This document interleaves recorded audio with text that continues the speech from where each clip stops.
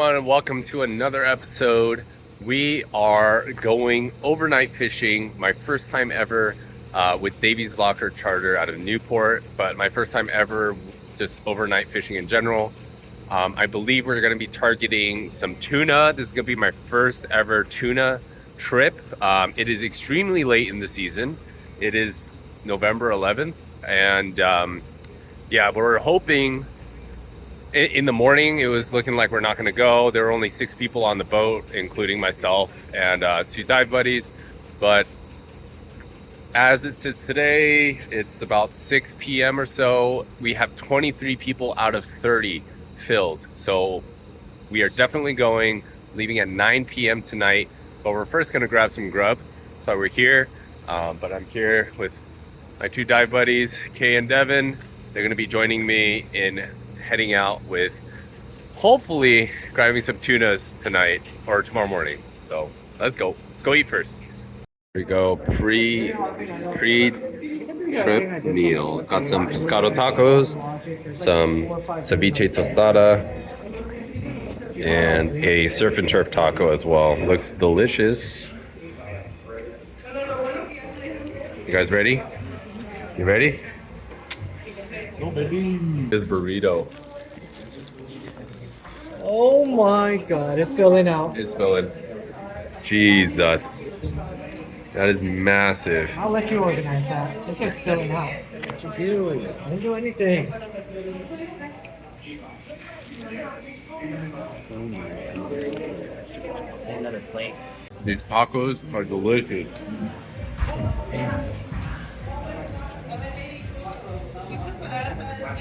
Alrighty, we are packed up. We have our rods. Just got these from Coastal Fishing. And we are ready to go. Got some old Penn Senators back there. Oh yeah, let's go. Ready to hit Newport. Alrighty, we are wrapped up with dinner and we are gonna heading toward Davey's Locker on the Balboa Peninsula. And yeah, I think we're excited, ready to go. Some of us were ready to be okay with not going today because we just didn't hit the threshold of the number of people. But there are, last time I checked, 23 people on the boat out of 30, which is great. So my dive buddy Kay's here, dive buddy Devin.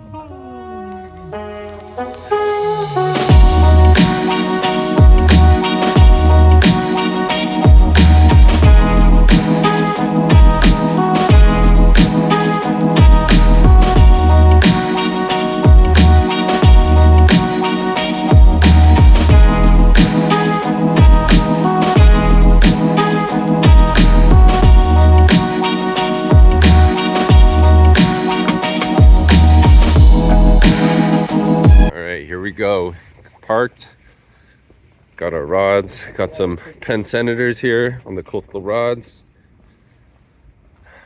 Here we go, boys.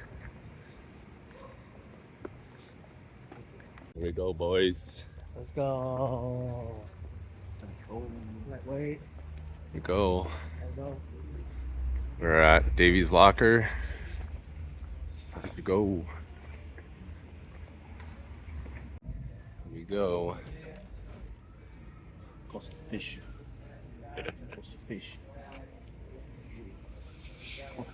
All right, everyone, we just got to the dock. We're waiting to get on board. We have everyone here ready to go, and we're super excited. We actually saw a frozen tuna on the side of the road. This guy was just putting it on the road until he can, I guess he was making room in his car to put it in, but it was pretty funny to see. We're finding parking and then we saw this tuna on the side of the road. So they must have caught tuna last night. So here we go. Again, as of now, 23 people on this trip and we're waiting. I think we're gonna get, I think it's called the Aggressor out of Davey's Locker. It's one of these over here.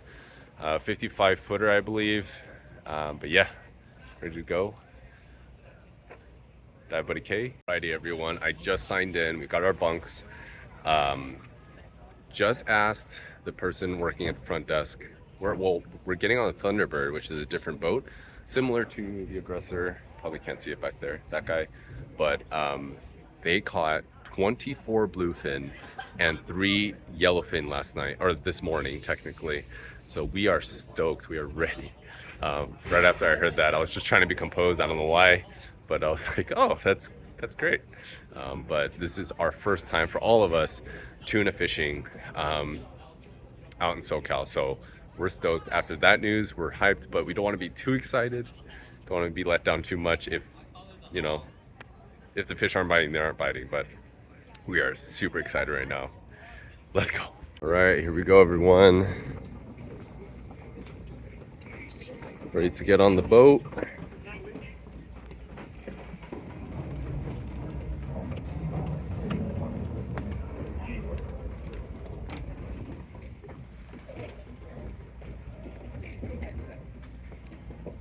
We're getting on the Thunderbird. Here we go, heading down.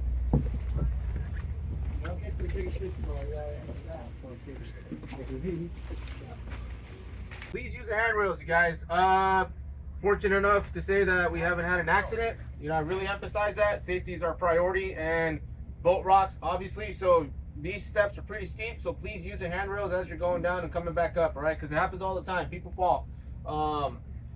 Fire extinguishers. Each bunk entrance has a fire extinguisher all the way around the back. There's another one there as well. We have one up here in the corner, one in each end of the seating area, one next to... All right, you heard the man. Just went through the safety brief. Let's go.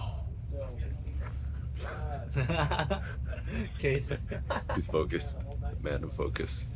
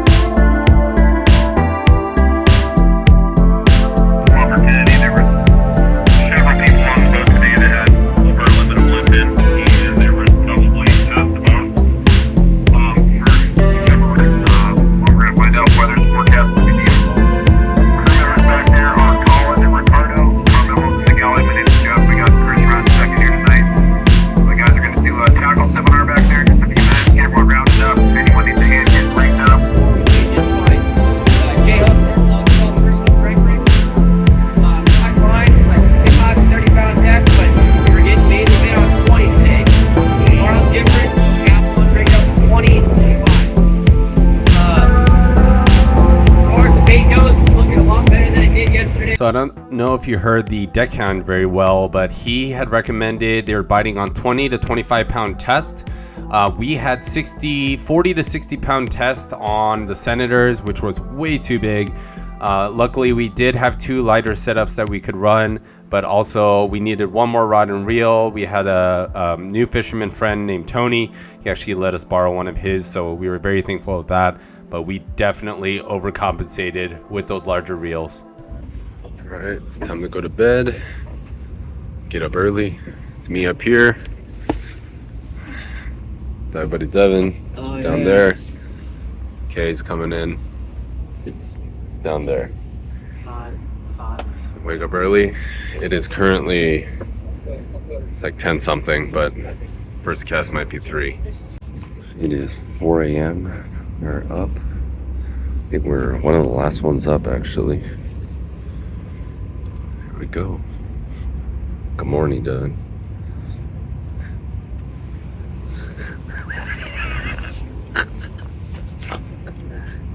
Alrighty, everyone. It is 4:46. Got our rod set up. Met a friendly. I mean, everyone's super friendly on the boat, but this guy named Tony's been out in the water for quite some time. Essentially, said the Senators that we brought were a little too big for jigging with some knife jigs in the morning. It's okay, but a little too big. But we have a lighter setup. So everyone's running about 20 to 30 pound test. and yeah, and we're running 4 size hooks. So everyone is pretty much running with what's it called, free line essentially, or free wire, free line. You just put a hook at the end of your string, no weights, no nothing. And you could do a little bit of weight, but you pretty much hooked your bait and let it roam. You want it to go away from your boat when you put it in the water. That means it's a good bait. And but yeah, we are just south of a certain island, and we are getting close to a certain border, but figure that out yourselves. But everyone's slowly getting up here, and we are gonna hopefully land some bluefin. It is November 12th, so it's been a good morning. The bunk is a little small for me personally. I am 6'2", and I had to kind of like, not fetal position, but kind of bring up my legs and tuck them in a little bit, but relatively comfortable, I would say. Yeah, I saw a couple of people come up and sleep on the kind of booths for food, but let's see. Yeah, we got some other, see my buddies over there. Getting some better rest with some more room, but here we go. I think we're gonna get to the spot soon. I think Captain's looking around for a better spot, but let's do it.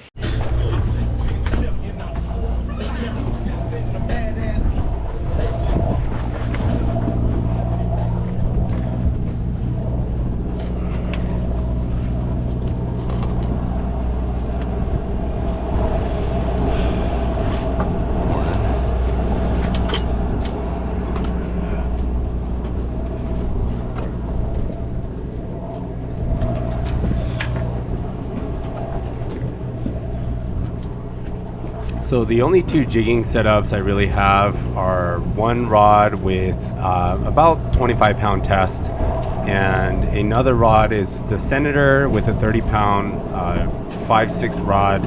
It's a little too oversized, but for jigging in the morning, what we're targeting are larger tuna, so it ends up being okay. I wish I'd had some heavier knife jigs to compensate for the heavier weight of line, but the captain and the deckhand said it is usable to use the larger Senators with that type of rod. In this setting, not ideal, but given that we are targeting larger tuna in the morning, it's alright to use, but later in the day, once we start using live bait, probably not ideal. Other side of the boat. And that was our much more seasoned Tony, much more seasoned not by age but in fishing experience, telling us on the side of the boat. That's what the captain had mentioned, and we are just being total noobs and being on the other side. But here we go. My dive buddy Devin and Kay are right there. They found a spot, and what I'm trying to do is find a more open spot to fish from. And I just noticed that it's just really tight, and this is how it's going to be. So I sneak myself right in between here.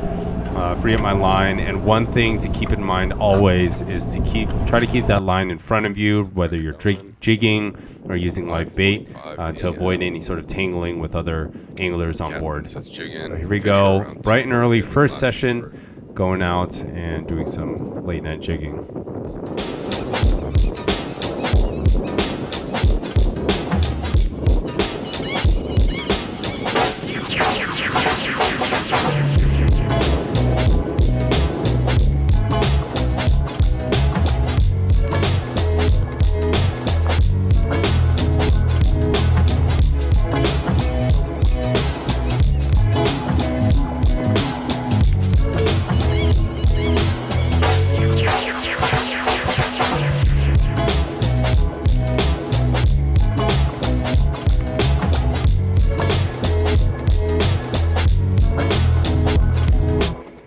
So this is the second spot we were jigging. The first spot didn't turn out so well. No one caught anything. This is the second spot, so we're deep dropping about at least 150 feet. And how you calculate that, from what I've experienced so far, is just feeling out the line and just gauging how far it goes for every second. And then you just do the math, break it down. If your captain says 150 feet, then you just pretty much work your way backwards. 150 feet divided by X amount of yards per second equals X amount of seconds. So with that being said, we were using some lighter jigs compared to everyone else. Some people had 10, 12-inch jigs. I had one 6-inch jig and a about 5-inch or so, but it was kind of what people call chrome, so it's just like a lead weight, more or less. So pretty much light setup. We were not anticipating using them. Good thing I brought them for this, but just so everyone knows, you definitely want to bring a jig, and it seems like everyone was using 10 to 12-inch jigs for the most part. Alrighty, everyone. The morning jigging session was not very successful.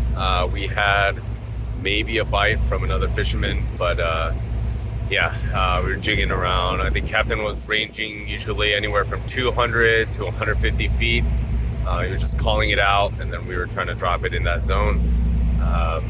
But yeah, now it seems like everyone's doing, was it free line or free wire? Essentially, you just hook the bait right with no weight, hook in between the nose, and you just let it go. So I think Captain's looking for another spot now, but check out that beautiful sunrise. Hopefully, I'm trying to land some bluefin here. Let's go. Let's go. So following the 2 jigging spots in the morning, no one caught anything, so the captain repositioned us and got us ready for some live bait.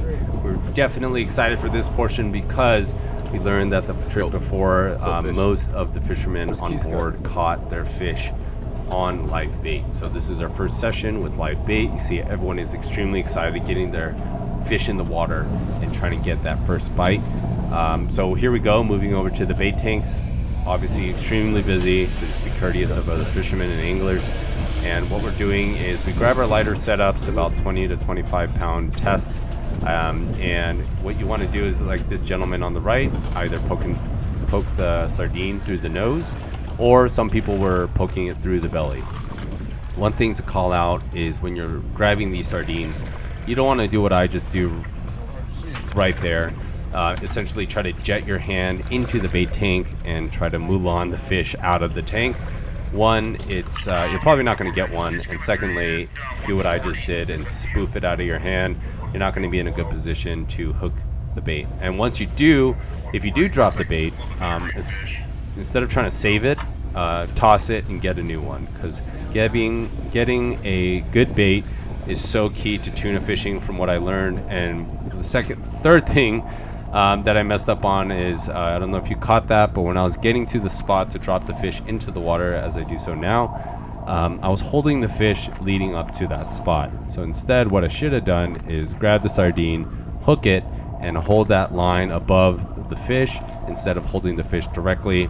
From what I was told from some other fishermen on board, this helps preserve the fish because you want a live, strong bait when tuna fishing. And you can see here, not all baits are the same. They'll swim in different directions and whatnot. A clear indicator of a bad bait, from what I was told, is a bait that swims directly under the boat. This one doesn't, but because one of the rules that I mentioned earlier, you don't follow your line like I did, you get tangled. Thank goodness this was just my dive buddy K, so a little bit more understanding, but I was definitely learned quickly not to do that. So I definitely untangle the line. This sardine is done, and I just essentially have to just be careful of that. Make sure to keep that line in front of you. We're gonna tangle everyone.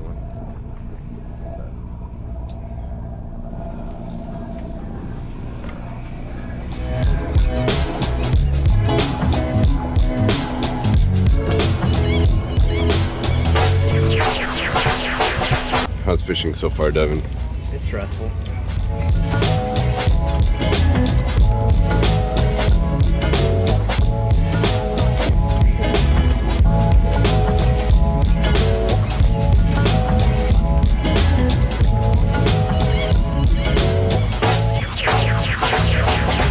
So the first spot ended up being unsuccessful for everyone, but here's a little tour around. Here's what it's like when you enter the galley. So right when you enter the boat from the rear, you have the galley here, kind of dining area on the right. On the left is the kitchen. Right downstairs, we're on the left side, but on the right side it's pretty much the same. But here are the bunks. Really tough to see because the lights are off, but you get the idea from earlier. So we sleep up here and then head up and start fishing. I'm using my light here just to get through my stuff, but usually these lights are on and they do turn on later in the day. Fish coming through again, 160 now to 240.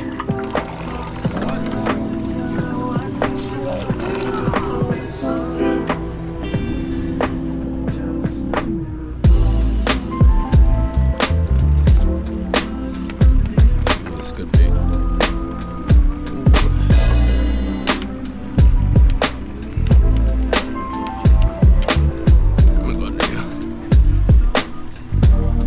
So you'll see here that my spool is on free spool and I'm just modulating the tension with my thumb. And the idea here at least is that if a tuna was to hit it, I can use that lever drag and slowly push that upward.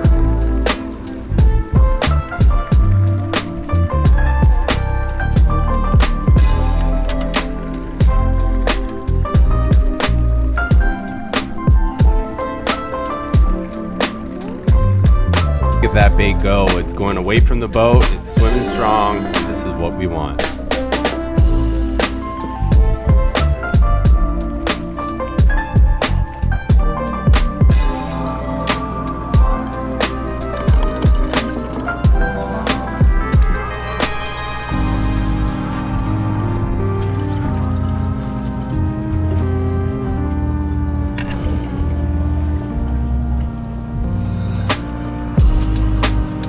So as I'm ready to send out another bait, I'm about to throw this into the water and I notice on my right, someone actually hooked up. There's a deckhand helping out, but right there, you want to get out of the way. You do not want to throw your line in front of or across someone who especially has a line hooked up.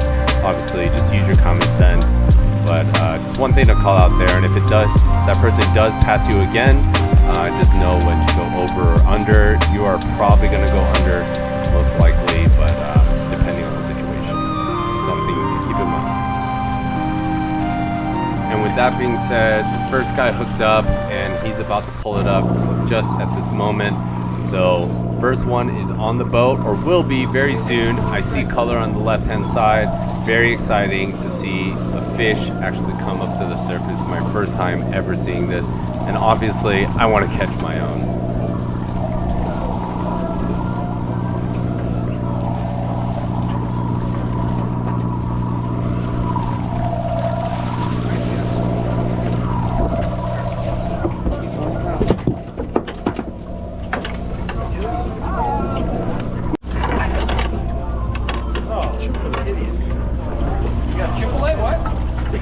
Watch your face. Smack your face.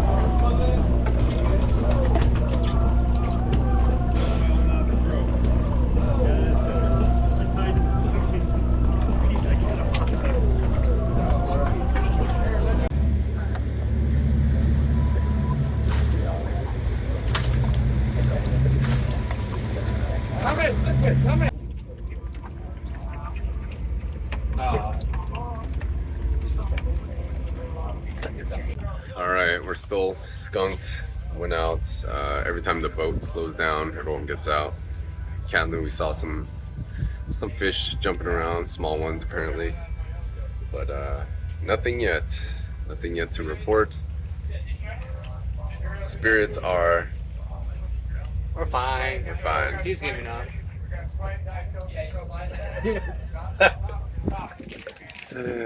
Please, I need Blue Fin. Don't give up.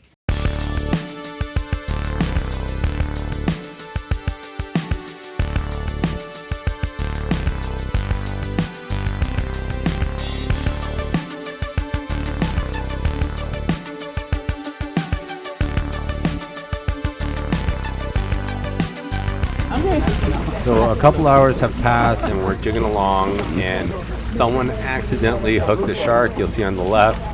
Pull out my camera. It's pretty cool to see. I believe it's a blue shark, but I'm not entirely sure. But it gets frees itself actually probably with those teeth, and then it swims along its way. And just when that happens, another fisherman hooks up and is on for another tuna, and another one is getting pulled in. So it seems like this is a great session, or this spot is really seeming really hopeful for us. And it just so happens right before we got to the spot and the captain said to drop the lines, we had ordered some burgers on the boat. And so our burgers are pretty much done and just sitting there, but we have fish to hopefully catch. But the guy on my right, he just hooked up. Just as he was saying, we don't need sharks in the area, obviously, but he just hooked up, so good for him.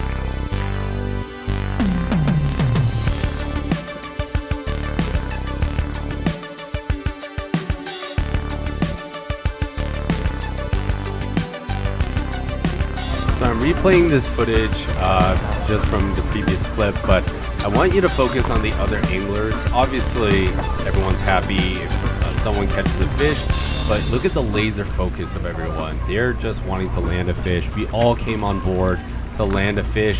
It's all business here. It's pretty much on or off. It's either we're getting fish and everyone's laser focused, or it's really lax on the boat, everyone's chit-chatting and stuff. When it's time to fish, very little talking, all business. All right, no bite. There's 2 tuna aboard. We got like 3 or 4 hooked up, so about 50% hit rate or so. Ordered this burger before, right when we ordered it. Captain said go out and fish. Now I'm eating a cold burger and no fish. Still hopeful.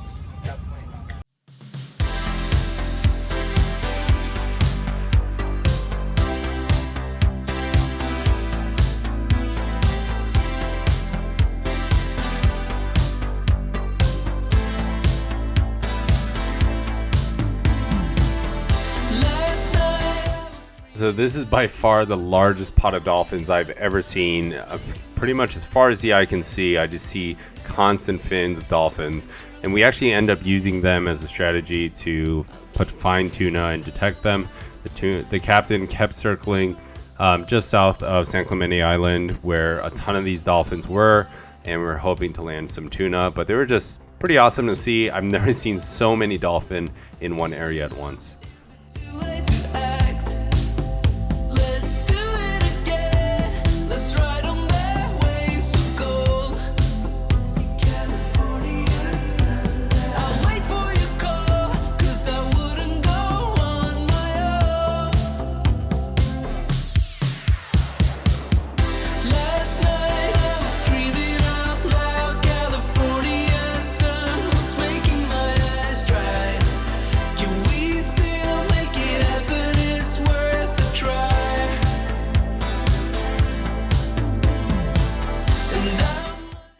Here we go, another spot Captain has found near the dolphins. Grab my rod and we are ready to hook up some sardines. You'll notice an 8-ounce weight now hanging on my line, and I noticed the last 2 tuna that were caught. At this point there's I think 3 on board, but the last 2 tuna that were caught were using I believe it's a drop shot. Essentially it's a 8-ounce sinker, 8 to 10 ounce sinker. You drop it, and what you have is about, I would say, 2 feet or so of line from there where you have your hook. So essentially your sinker dictates the depth at which the sardine will kind of stay, and then the sardine in theory will swim around freely at that depth. I noticed a lot of the call outs the captain was saying was about 80 to 90 feet at least.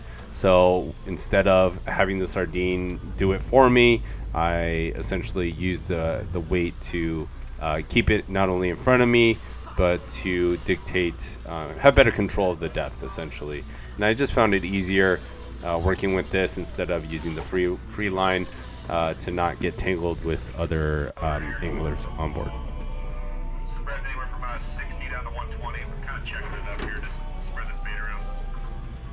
See if we can get a reaction out of this stuff. Give it a little time. So you'll notice that the deckhand is actually spreading all the sardines across the area. This is to attract the fish, obviously, to come up towards the boat.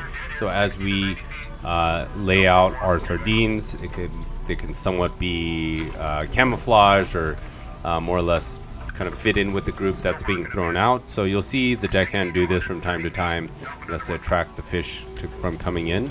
And a big thing that I was told was that Blue Fin Tuna, once you hook one on and you can keep it towards the boat, you're battling it, the school of fish will generally stay. But once that hook drops off, or if you're fighting it and you lose it and it swims away, you'll take a couple or more, or a group of bluefin with it, thus kind of diluting the school, and eventually they'll run away. So it's really important. Obviously you want to keep the fish, but definitely don't lose it, because it means just that the school will break up, from what I was told.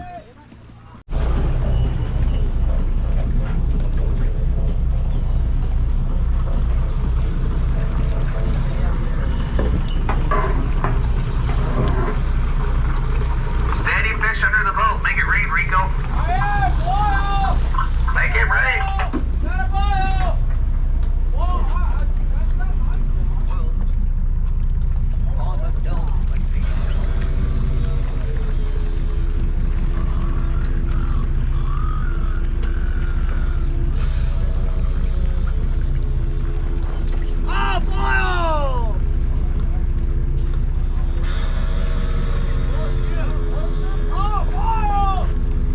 Alright guys, I think that was it.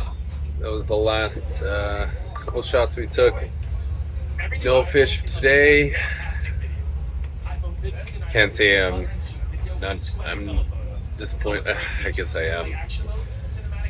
The captain did a great job trying to get us on fish, but hearing that there were 24 last night, or this morning, yesterday morning, it's a little discouraging. But that's fishing. Never a guarantee.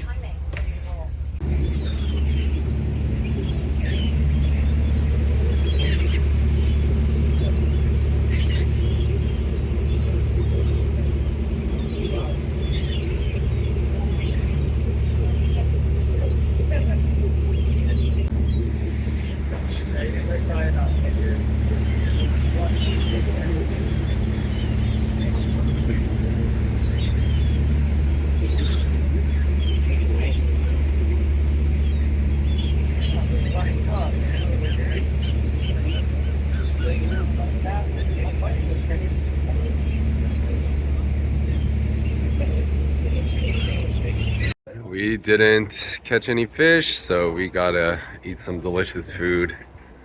We're right here in Nori, right off John Wayne. Ready to eat some ramen, eat our sadness away. We're ready to grub. Some tonkatsu ramen, salad, salmon poke. Here we go. Alright, all that wraps it up. We're gonna eat some ramen now. Eat our sorrows away, but nevertheless, a fun trip, good first experience. Alright guys?